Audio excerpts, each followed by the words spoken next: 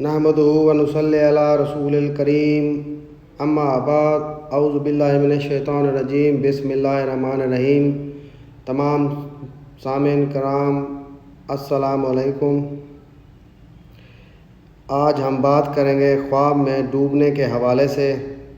इसकी मुख्तलिफ़ सूरतें हैं और उनकी मुख्तलिफ़ ताबीरें हैं। ख्वाब में दरिया में, समंदर में या किसी और पानी में अपने आप को डूबते हुए देखना नुकसान पाने या कैद होने की अलामत है। ऐसे ख्वाब देखने वाले को चाहिए कि वो सदका करे और इस्तग़फ़ार पढ़े। ख्वाब में डूबकर मर जाना दुश्मन के हाथों से हलाक होने की अलामत है। ख्वाब में डूबकर ज़िंदा निकल आना दुनिया से दिल ख़त्म होने, दीन की तरफ रग़बत करने और आखिरत नेक होने की अलामत है। ख्वाब में अपने आप को गर्क होते हुए देखना बहुत ज़्यादा गुनाहों का इर्तिकाब करने की अलामत और दलील है। इससे बचना और परहेज़ करना चाहिए।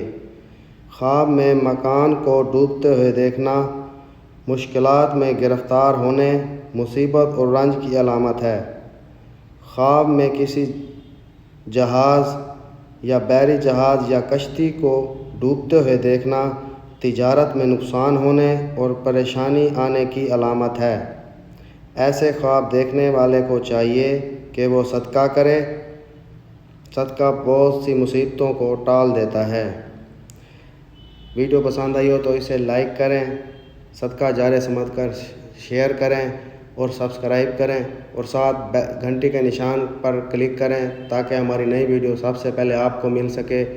अगर आप कोई हमसे ख्वाब की ताबीर पूछना चाहते हैं या कोई इस्तिखारा कराना चाहते हैं तो हमारे व्हाट्सएप नंबर 0333 601 3334 पर हमसे रब्ता कर सकते हैं। अल्लाह ताला आपका हामी व नासिर हो। जज़ाकल्लाह।